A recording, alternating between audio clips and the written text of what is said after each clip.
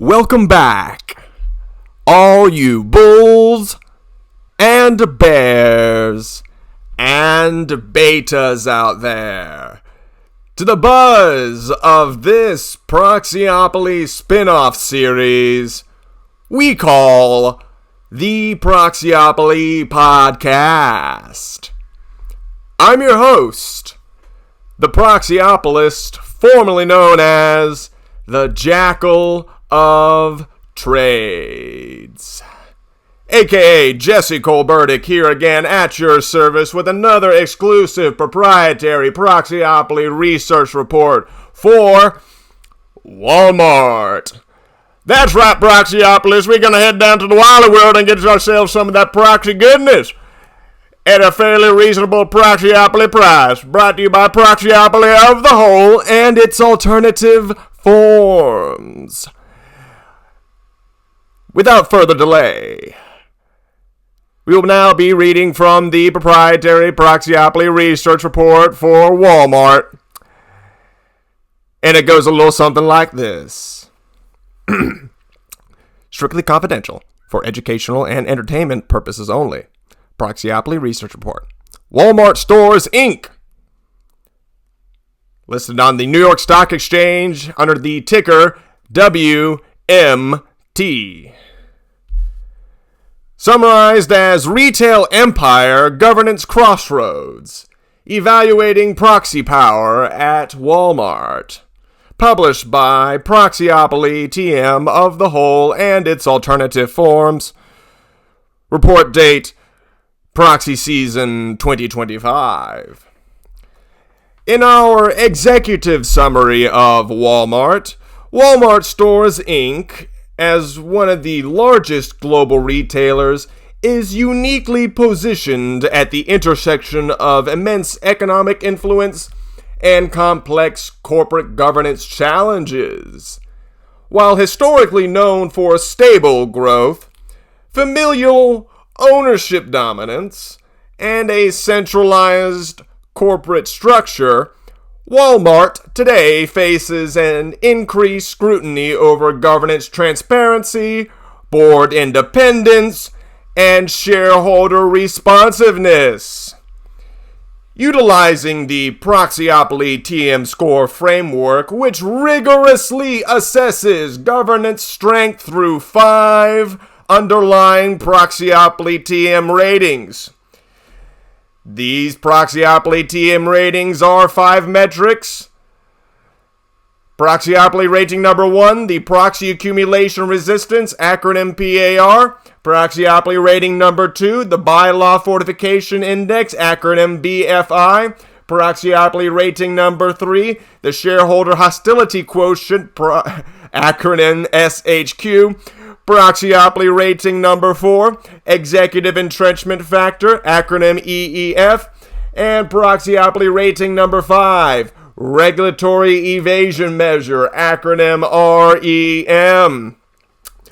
Wal-Mart achieves a final Proxyopoly score to be revealed at the end of this episode, which will place it in what we will call a boardroom battleground zone, characterized by a notable structural entrenchment balanced against increasing external shareholder pressures and governance volatility. Diving into the Proxyopoly ratings underlying the overlaying Proxyopoly score, we will now get into what each one of these are and what Wal-Mart has scored for each Proxyopoly rating underlying the overlaying Proxyopoly score. For the Proxy Accumulation Resistance, acronym PAR, Wal-Mart has earned a Proxyopoly rating of negative 0.45.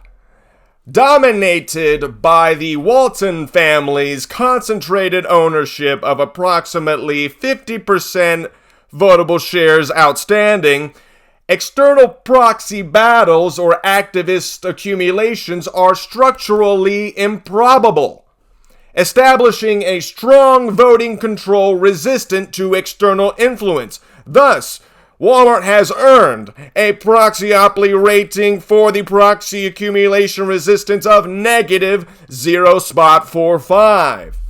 And we will get into the thresholds of what that means exactly in due time. But for now, moving on to Proxyopoly rating number 2. The Bylaw Fortification Index, acronym BFI, for which Wal-Mart has earned a Proxyopoly TM rating of negative 0.2.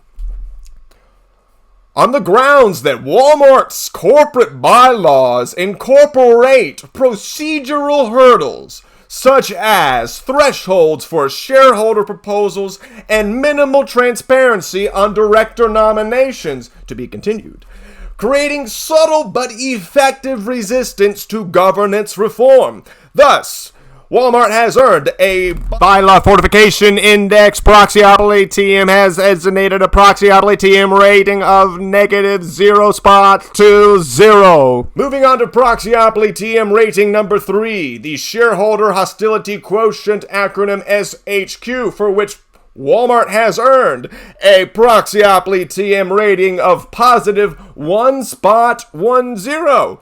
All right. Institutional and activist shareholders report difficulty engaging effectively with Wal-Mart's board or influencing environmental, social, governance proposals and executive compensation policy, indicating procedural and cultural resistance to external governance input. Thus, Wal-Mart has earned a Proxyopoly rating of positive 1.10 for the Shareholder Hostility Quotient. Moving on to Proxyopoly rating number 4, Executive Entrenchment Factor, acronym EEF, for which Wal-Mart has earned a Proxyopoly TM rating of positive 1.35 for the executive entrenchment factor. Wal-Mart's leadership structure remains dominated by the Walton family appointees or long-serving executives, limiting meaningful accountability and executive turnover despite mixed operational results and external criticism. Thus, Wal-Mart has earned a Proxyopoly TM rating of positive 1.35 for the executive entrenchment factor. Moving on to Proxyopoly rating number 5, the Regulatory Evasion Measure, acronym REM, for which Wal-Mart has earned a Proxyopoly TM rating of positive 0.98. All right. Wal-Mart maintains a sophisticated lobbying apparatus, regularly influencing regulatory outcomes, including wage laws, antitrust policies, and trade regulations, effectively managing or mitigating systemic oversight. And we'll get into the summary of these Proxyopoly ratings in case you fast forwarded through this whole thing.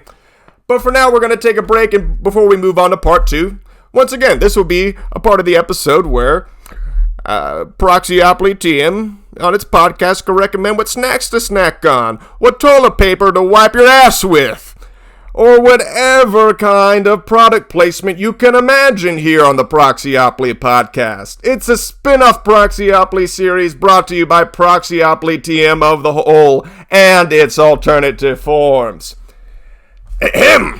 Moving on to part 2 of this proprietary Proxyopoly TM research report for Wal-Mart, we will be diving into the structural governance analysis and case studies, where we will summarize the family control, the institutional resistance, and the deferred proxy battles in recent years.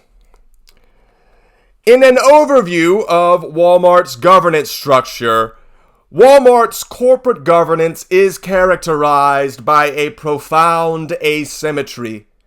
The company's enormous public market capitalization and global scale coexist with governance structures that closely resemble private or family-owned enterprises.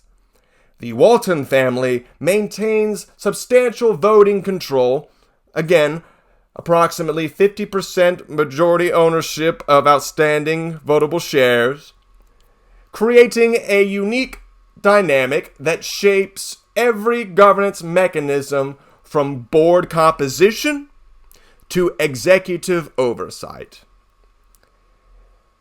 Diving into the board composition of Wal-Mart, we see profound family-first dynamics. Wal-Mart's board consists of multiple members of the Walton family and closely allied executives. Despite official declarations of independence, board dynamics reveals substantial informal power vested in familial and historical corporate relationships.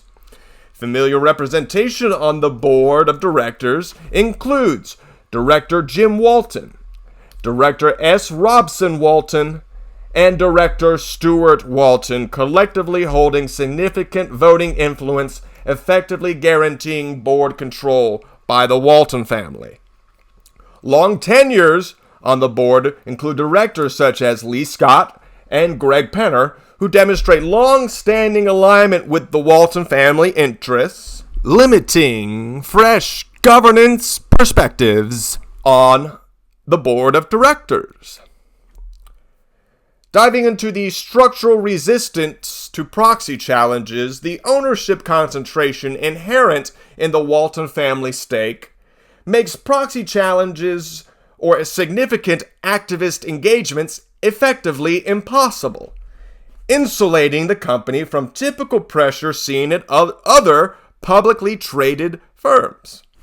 Historical shareholder proposals focused on increased transparency, pay equity, and sustainability are frequently defeated or sidelined, rarely gaining traction without the Walton family backing or blessing.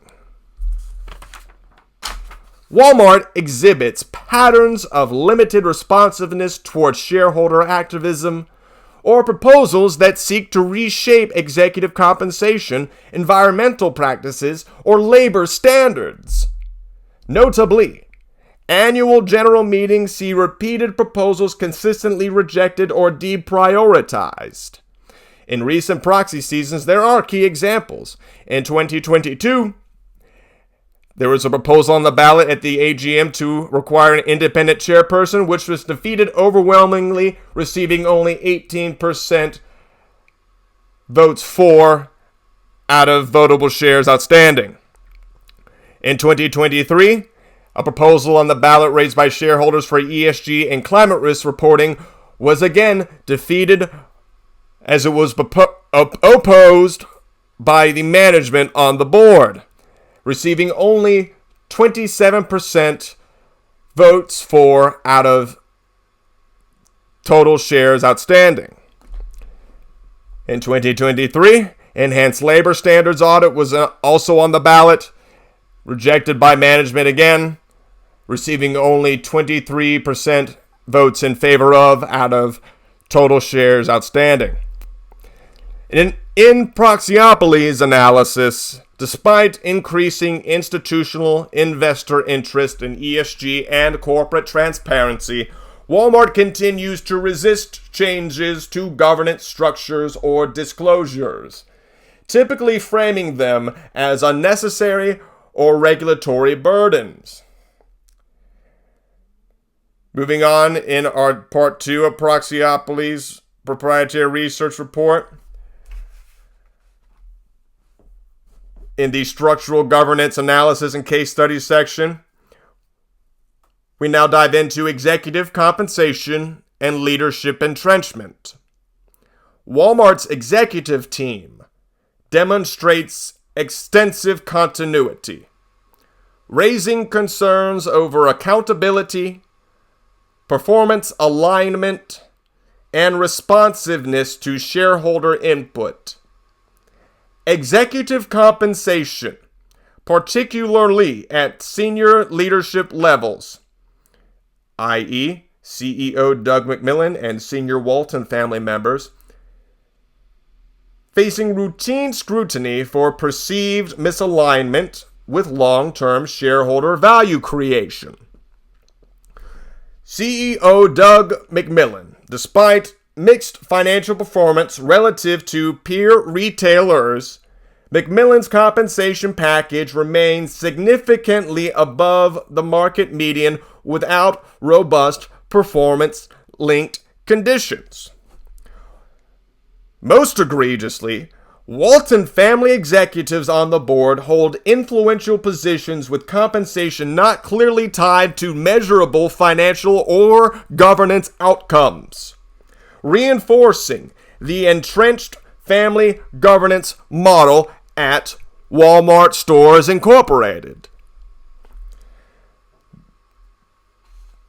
As we continue part 2 of the structural governance analysis and case studies of the proprietary Proxyopoly TM research report, we dive into the regulatory influence and systemic implications of Wal-Mart Stores Incorporated.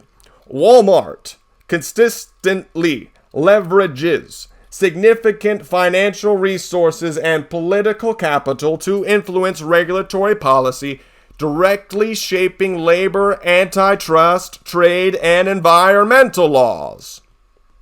Lobbying power at Wal-Mart demonstrates lobbying expenditures frequently ranking among the highest in the retail sector, substantially influencing regulatory outcomes at federal, state, and international levels.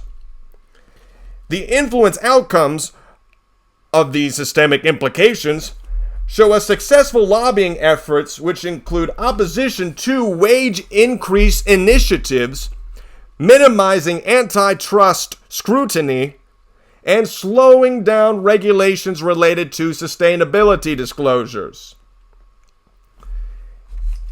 In the final section of part 2 of this Proxyopoly TM research report, Wal-Mart's governance risk profile. Wal-Mart's final Proxyopoly score, to be revealed at the end of the episode, signifies its classification as a boardroom battleground. While structurally insulated and family-controlled, the company increasingly faces pressure from institutional investors, ESG activists, and market regulators. This dynamic is delicate. Persistent family control ensures short-term governance stability. But intensifying external pressure, regulatory scrutiny, and evolving market expectations create longer-term volatility and potential disruption. If governance reforms remain stalled, Wal-Mart risks increasingly public confrontations, reputational damage, and regulatory action. And before we dive into part 3, we will take a moment to pause for everyone to reflect on what they've just listened to. Perhaps take a gander at the research report itself on the Patreon, which can be found on the linktree at linktree/nascarcosa. Again, the Proxyopoly TM research report can be viewed for your entertainment and educational purposes on the Patreon, which can be found on the linktree at linktree/nascarcosa. Thus concluding the product placement that Proxyopoly has for this episode. Moving on to part 3, the governance recommendations and board nominations guidance by Proxyopoly TM for Wal-Mart Stores Incorporated.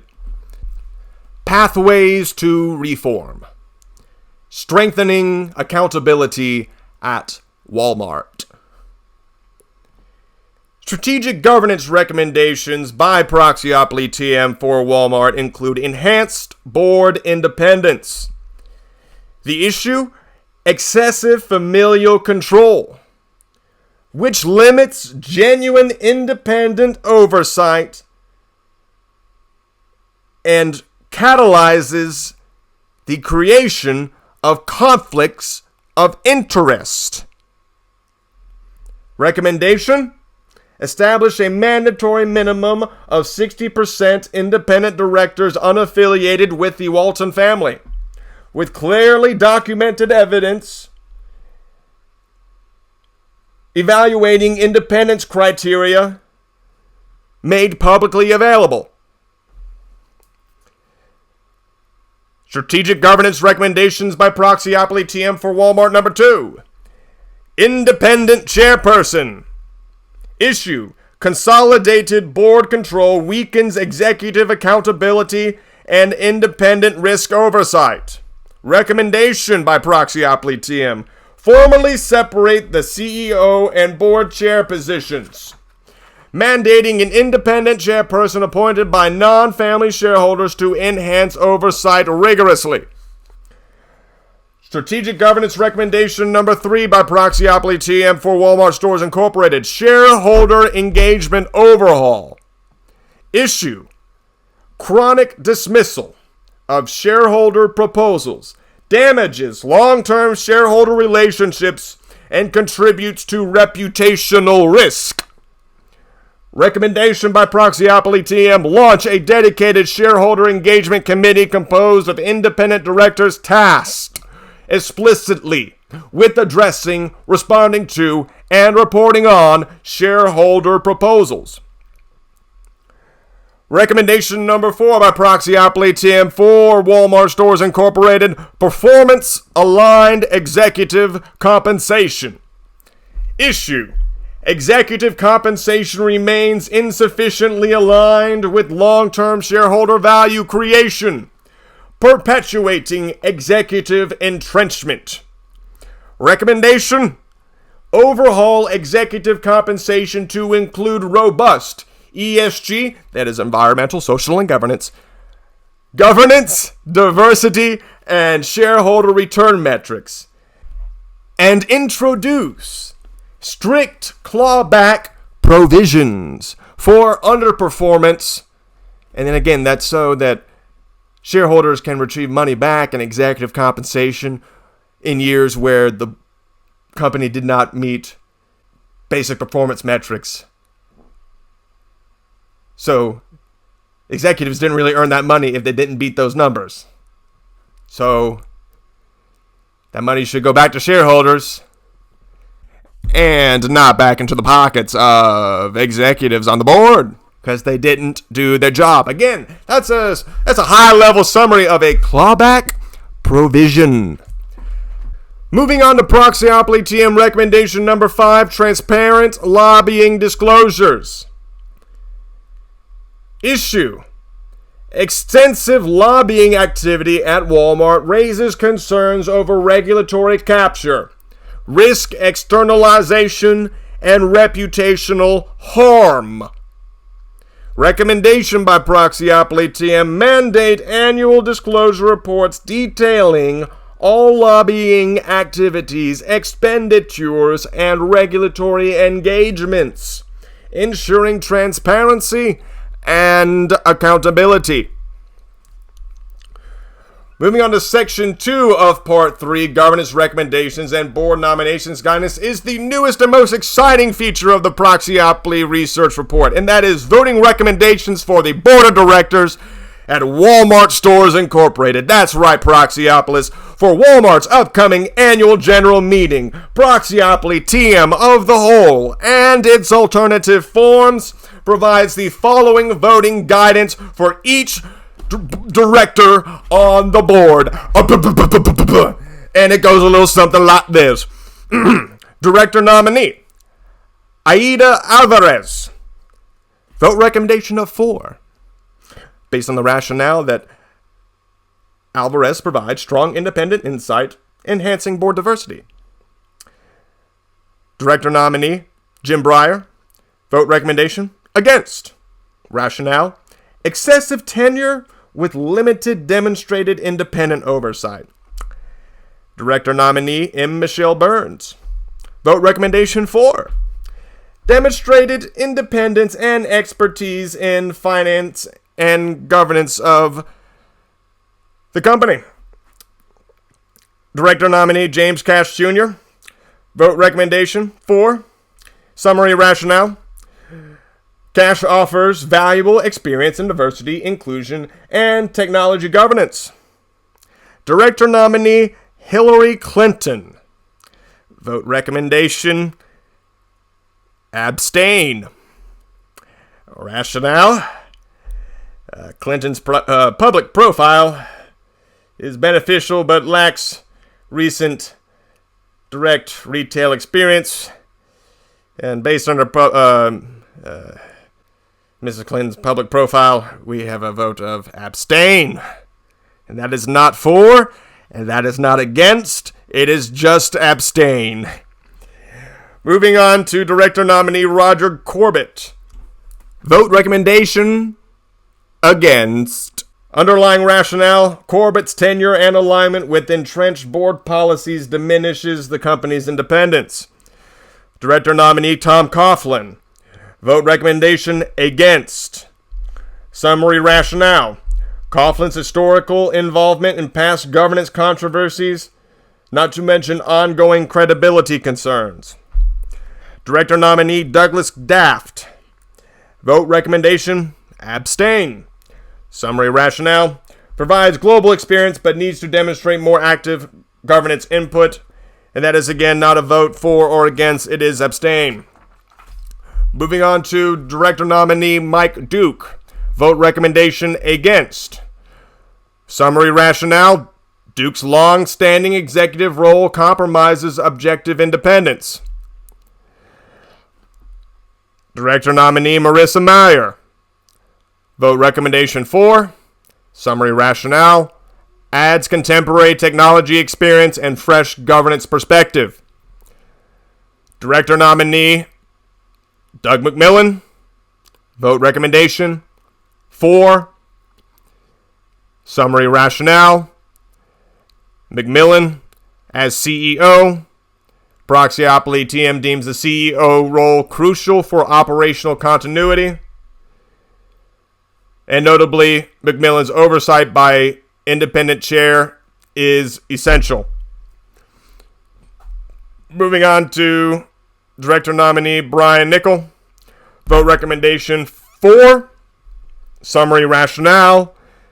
Nichol brings valuable external industry experience, beneficial to board strategic insight. Director nominee Greg Panner. Vote recommendation against. Summary rationale. Strong Walton family alignment undermines genuine governance independence. Director nominee Stephen Reinemund.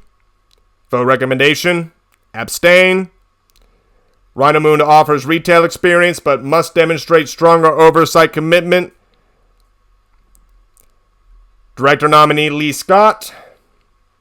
Vote recommendation against. Summary rationale. Extensive tenure and prior executive role significantly limits Scott's impartial oversight. Moving on to the W's in director nominees. Grab your snacks, you're going to want to listen to this one. Director nominee Jim Walton. Vote recommendation withhold. Summary rationale. Jim Walton's excessive familial influence and voting control compromises board independence. Director nominee S. Robson Walton. Vote recommendation withhold.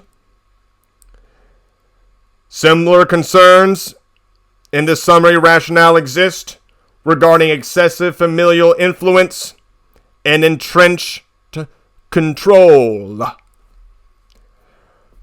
And the final director nominee included in the voting recommendations section by Proxyopoly TM, we see director nominee Stuart Walton. Vote recommendation withhold. Summary rationale. Stuart Walton further reinforces problematic concentration of family power at the board level of Wal-Mart Stores Incorporated. We have now reached the final summary of the Proxyopoly TM research report for Wal-Mart Stores Incorporated. And if you've paid attention thus far, you may not even need to listen to the final summary. You can skip ahead to the Proxyopoly score, which will be revealed at the end of the episode. In the final summary, however, Wal-Mart Stores Inc. remains firmly within boardroom battleground Proxyopoly zone. Although the Walton family's concentrated control provides short-term governance stability, it also introduces significant risks relating to transparency, accountability, and long-term stakeholder engagement. The comprehensive recommendations and detailed voting guidance outlined herein represent actionable pathways toward governance improvement. These measures aim to protect shareholder value, align corporate conduct with best governance practices, and proactively address the evolving expectations of shareholders, regulators, and society. The upcoming annual general meeting of Wal-Mart Stores Incorporated is a crucial opportunity for the executive board of Walmart to demonstrate their commitment to robust governance and meaningful reform. Implementing these recommendations by Proxyopoly TM is not merely prudent, it's imperative for sustainable governance integrity in an increasingly activist-driven and accountability-focused investment environment. And thus we have reached the concluding segment of this podcast and this proprietary Proxyopoly TM research report, revealing the final Proxyopoly score for Wal-Mart. Leading up to the final Proxyopoly score, we will summarize again the underlying Proxyopoly ratings for the overlaying Proxyopoly TM score. And as a reminder, in case you fast-forwarded through the beginning, Wal-Mart Stores Incorporated earned a Proxyopoly rating of negative 0.45 for the proxy accumulation resistance, earned a Proxyopoly TM rating of negative 0.20 for the Bylaw Fortification Index, earned a Proxyopoly TM rating of positive 1.10 for the Shareholder Hostility Quotient, earned a Proxyopoly TM rating of positive 1.35 for the Executive Entrenchment Factor, and earned a Proxyopoly TM rating of positive 0.98 for the regulatory evasion measure.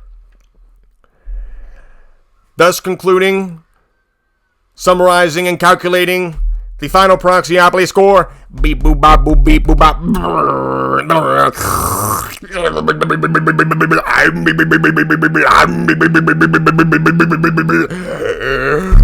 We have a final Proxyopoly TM score of positive 0.96.